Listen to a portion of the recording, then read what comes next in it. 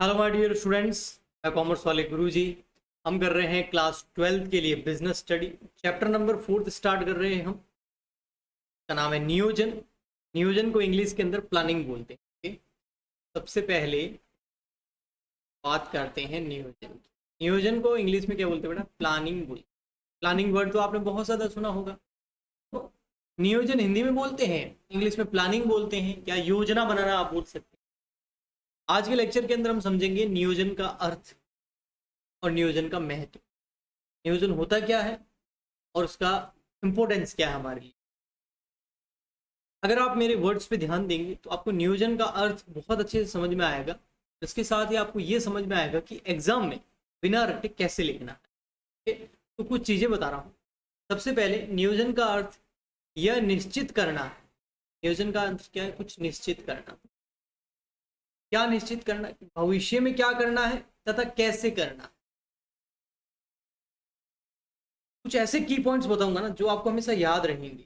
आप सुनना अच्छे से, ध्यान से सुनना।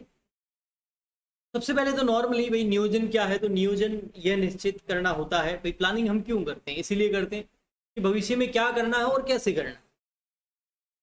यहां पर आप देख रहे हैं, यहां आया भविष्य में क्या करना है। नियोजन करने से पहले ये डिसाइड करना पड़ेगा ना भविष्य में क्या करना है। नियोजन का अर्थ है भविष्य में क्या करना है और कैसे करना है। तो भैया कैसे करना है वो बात की बात है। पहले ये तो डिसाइड करो भविष्य में क्या करना है। नियोजन यानी कि किसी भी काम को करने के लिए योजना बनाना या उसकी प्लानिंग करने या उसकी नियोजन करने से पहले अब ये डिसाइड करना होगा कि भविष्य में आपको करना क्या है। एक व्यापार के लिए भविष्य में क्या करना है आपके लिए, तो वो है उद्देश्यों का निर्धारण करो। सबसे फ्यूचर में क्या है, गोल क्या है आपका, ऑब्जेक्टिव्स क्या है, लक्ष्य क्या है, पहले वो तो डिसाइड करो।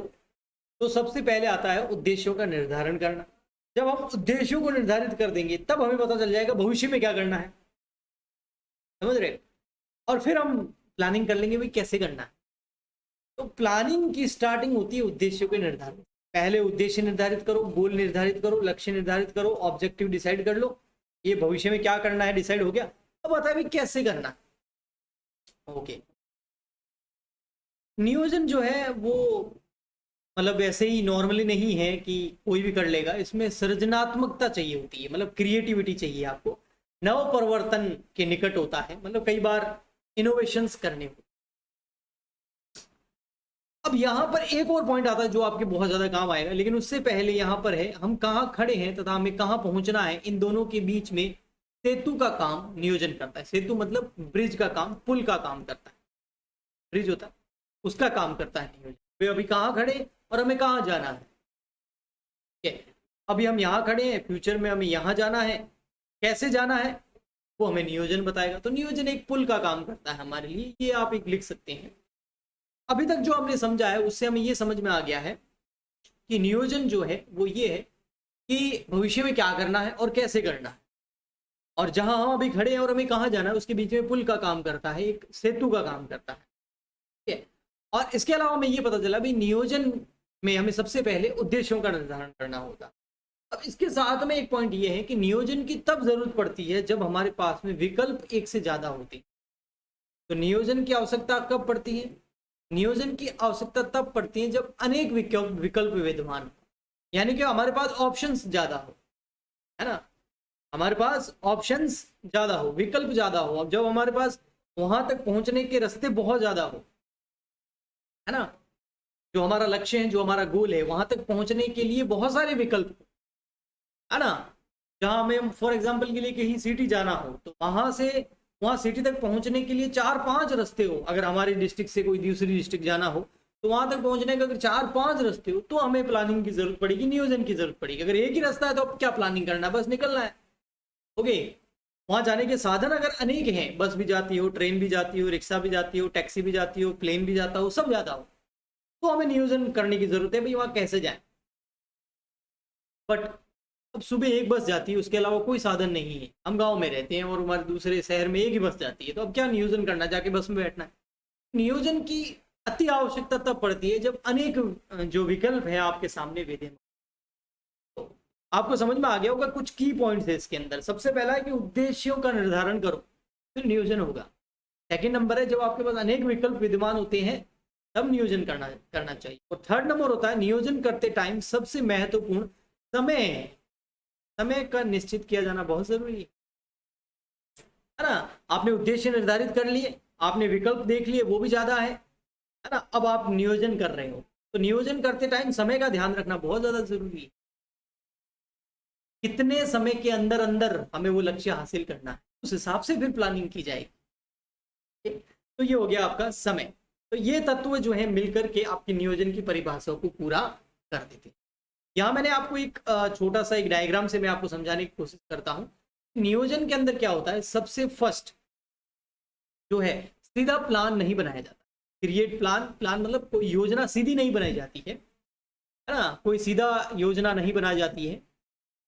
सबसे पहले क्या किया जाता है, सबसे पहले मैंने आपको बताया ना, सेट गोल्स यानी कि उद्देश्यों का निर्धारण। सबसे पहले क्या होता है, उद्देश्यों का निर्धारण होता है। नंबर 1 पॉइंट ये है उद्देश्यों का निर्धारण। एक बार हमारे उद्देश्य गोल निर्धारित हो गए, तो हम क्या करते हैं, अभी भी हम प्लान नहीं बनाएंगे, हम उससे संबंधित डेटा यानी कि आंकड़े संग्रहित करेंगे, इकट्ठे करेंगे, कलेक्ट करेंगे। पहले लक्ष्य निर्धारित कर लिया, भाई दिल्ली जाना है फॉर एग्जांपल के लिए, ये हमारा लक्ष्य हो गया, गोल हो गया, उद्देश्य हो गया।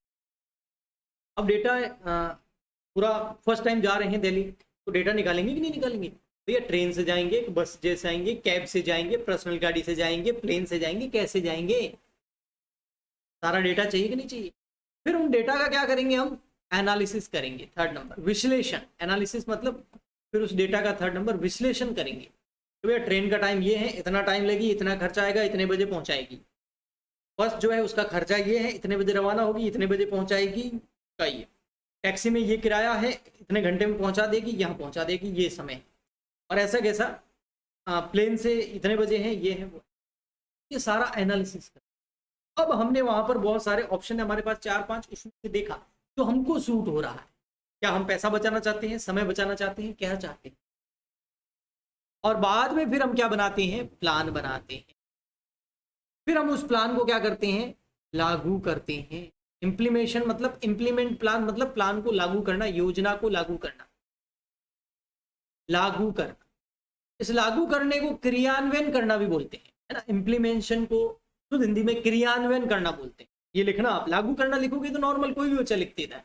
आप अगर लिखोगे क्रियान्वयन करना, योजना का क्रियान्वयन करना, तो अच्छा लगेगा। आगे ये क्रियान्वयन बहुत ज्यादा आपके आएगा। और फिर मॉनिटर करना, मॉनिटर मतलब उसकी देख रेख करना, उसका निरीक्षण करना, ये आपका लास्ट पॉइंट। ये ऐसे बनता है पूरा प्लानिंग जो है ना। वो एक पॉइंट रह गया ऊपर, प्लानिंग जो है प्रबंध का आधारभूत कार्य है, बेसिक फंक्शन। वैसे हमने प्रबंध के फंक्शन पढ़े थे लास्ट चैप्टर के अंदर, functions of management, chapter number 1 के अंदर पढ़ेंगे, है ना। प्रबंध की प्रकृति, है ना, एवं महत्व, उसके अंदर हमने पढ़े थे प्रबंध के कार्य, यानी कि प्रबंधकों को कौन कौन से कार्य करने होते हैं। तो हमने उसमें पढ़ा था, एक तो नियोजन होता है सबसे पहले, फिर संगठन होता है सेकंड नंबर, ये फर्स्ट ये सेकंड, फिर होता है नियुक्तिकरण थर्ड नंबर, ठीक है। फिर हमने पढ़ा था डायरेक्टिंग यानी कि निर्देशन, और फिर हमने पढ़ा था फिफ्थ नंबर नियंत्रण। ये सब प्रबंध के कार्य हैं, फंक्शंस ऑफ मैनेजमेंट है, प्रबंध के कार्य हैं, इनको प्रबंधक करता है। इसमें सबसे पहला कौन सा है, नियोजन। तो ये आधारभूत कार्य, जब प्लानिंग करेंगे ना तभी सारे, प्लानिंग के बाद ही संगठन होगा, नियुक्तिकरण होगा, निर्देशन होगा, नियंत्रण होगा। जब तक प्लानिंग ही नहीं करेंगे आगे वाला एक भी काम नहीं होगा। ये आधारभूत कार्य। लेक्चर लंबा हो जाएगा थोड़ा, मेरी मजबूरी है, तो आगे चलते हैं हम, नहीं तो बताने को बहुत कुछ है। नियोजन का महत्व क्यों इंपॉर्टेंट है, क्यों करे प्लानिंग, बिना प्लानिंग के निकलते हैं ना। बिना प्लानिंग के जाओगे तो क्या होगा, बस स्टेशन जाओगे, सबसे पहले पता चला निकल गई बस। रेलवे स्टेशन जाओगे, पता चलेगा अभी 5-6 घंटे हैं ट्रेन आने में। एयरपोर्ट जाओगे, पता चलेगा भैया हफ्ते में एक बार जाता है हमारे सिटी से प्लेन। टैक्सी वाले के पास जाओगे तो पता चलेगा भैया तो बहुत महंगा पड़ रहा है, खुद की गाड़ी पे जा नहीं सकते, लंबा पड़ेगा, इतना हम ड्राइव करना आता नहीं। तो प्लानिंग बहुत ज्यादा ठीक। तो प्लानिंग क्यों इंपॉर्टेंट है, तो सबसे पहले प्लानिंग हमें निर्देशन देती है। अगर हम पहले सारे ऑप्शन चूज कर लेंगे, उसमें से हमने एक ऑप्शन चूज कर लिया, भाई हम ट्रेन से जाएंगे, भले टाइम लगता है लेकिन थोड़ा सस्ता पड़ेगा, हमको इतनी कोई जल्दी नहीं है, 10 से ठीक है, सेट हो गया।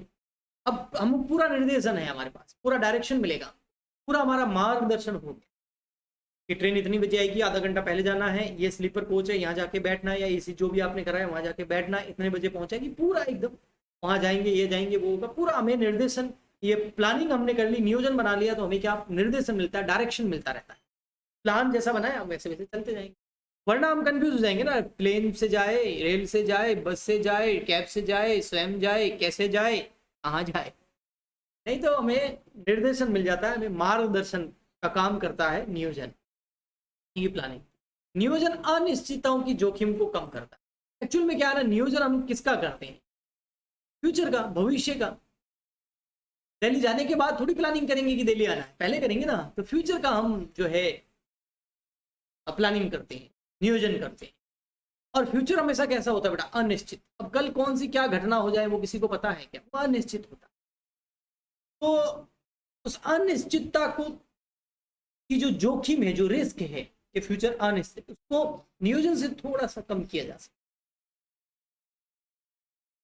क्योंकि फ्यूचर में होने वाली परिवर्तनों को, कल हड़ताल हो जाए, क्या काम आएगा आपका नियोजन, ठीक है। तो परिवर्तनों को या घटनाओं को हम रोक नहीं सकते, लेकिन अगर हम नियोजन करेंगे तो हम क्या करेंगे, डेटा लेंगे बहुत ज्यादा, हमको मार्केट के बारे में भी थोड़ा पता होगा, न्यूज के बारे में पता होगा, तो हम थोड़ा बहुत उस जोखिम को कम।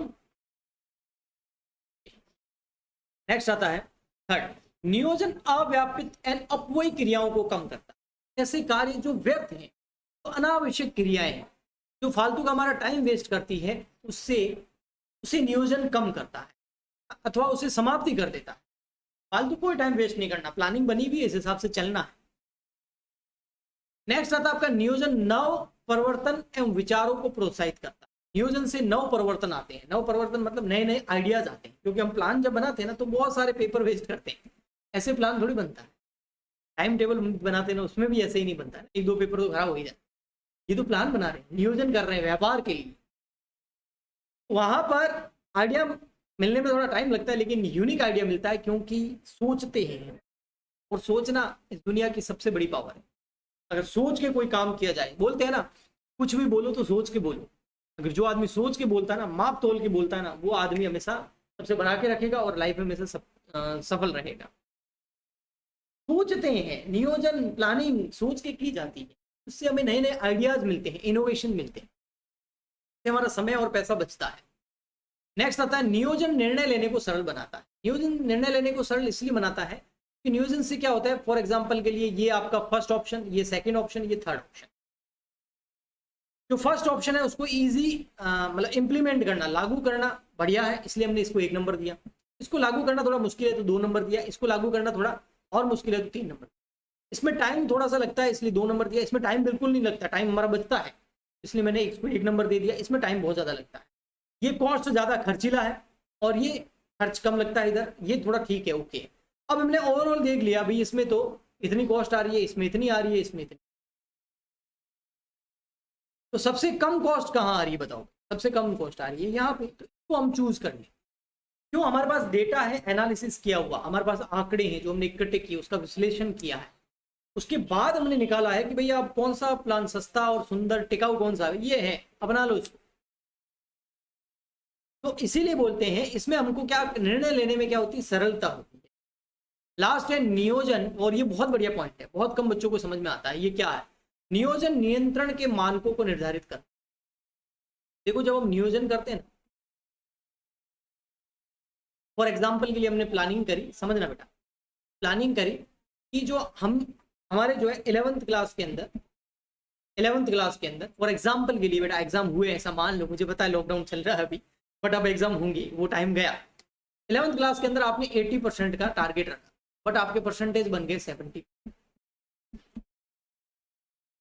आपका मानक क्या था, आपका स्टैंडर्ड क्या था, आपका स्टैंडर्ड था मानक, मानक मतलब स्टैंडर्ड, आपका मानक क्या था 80%, आपके बने कितने 75%।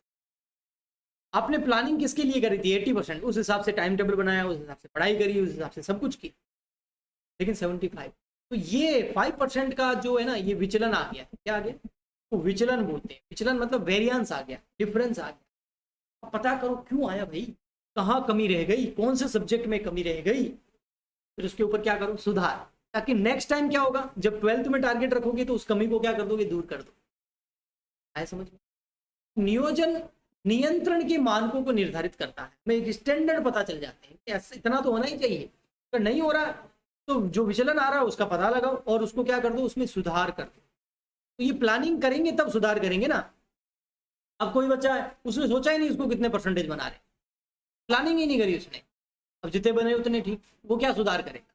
आगे समझ में? तो ये नियोजन नियंत्रण के मानकों का निर्धारण करता है। ओके, तो आज के लिए इतना ही। नेक्स्ट लेक्चर में हम आगे करेंगे और नियोजन की विशेषताएं वगैरह। अगर आपको ये लेक्चर अच्छा लगा है, पढ़ाने का तरीका अच्छा लगा है, अच्छा आपको कुछ ज्ञान मिला है मेरे से जो आपके एग्जाम में काम आए, आपके हेल्प करेगा, तो प्लीज़ लाइक कर देना, शेयर कर देना अपने सारे फ्रेंड्स के साथ में, ताकि वे भी इसका बेनिफिट उठा सकें। जितना शेयर करोगे उतना ज्ञान बढ़ेगा। हम मिलते हैं नेक्स्ट वीडियो में, तब तक के लिए गुड बाय।